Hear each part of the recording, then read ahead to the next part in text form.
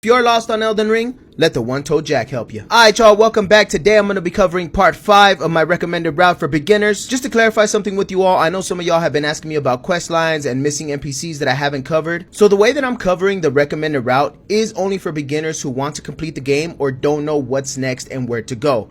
I'm not covering a full walkthrough of the game because doing a full walkthrough of the game would take literally so much time, and it would take me hours upon hours to make thousands of videos for TikTok because TikTok only lets me upload 3 minutes. With that being said, I think it's good that I can point people in the right direction without having to spoil NPC storylines for them or the NPCs that they come across. I do cover some of them, but I don't cover all of them, so I just wanted to clarify that for y'all. You should still be exploring every single little corner in every direction that I point you to. Alright, so at this point you should have already whooped Radahn's ass. I hope you had a lot of fun with that one. That's a really cool boss fight. What you're going to want to do next is you're going to want to head north of the boss arena of Radahn, and you're going to want to go to the Divine Tower of Caelid so you can activate Radahn's Great Rune. I know I told you guys in the last video not to go to Dragon Barrel, but you're only going to go to Dragon Barrel to do the Divine Tower, and then I would recommend coming back here later on in the game. The only things we're going to be doing here in Dragon Barrel is doing the Divine Tower of Caelid and Fort Faroth if you have not done that yet. If you have not gotten this gray site yet, you're just going to want to follow the road inside Caelid,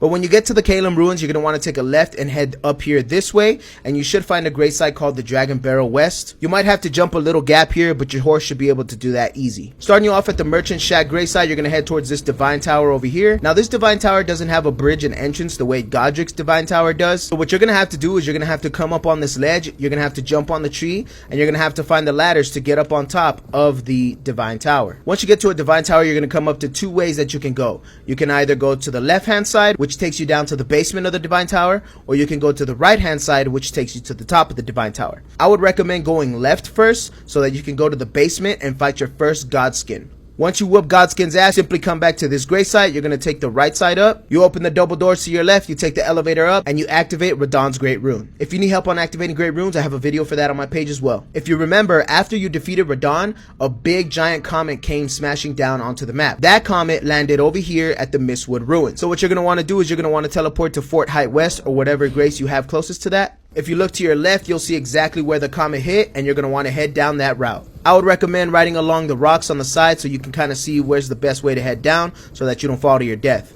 Once you find your way down the hole, you simply follow the little pathway of the big rocks, progress through the tunnel, and you'll find yourself in Nokron, the Eternal City. Now there's more to do down here in the Eternal City, but I'll be covering that in part 6 because it is kind of long, and it does deal with Ranni's questline if you have been following that. Make sure to follow the account for more Elden Ring tips and tricks. Follow me on Twitch, and I will see y'all later.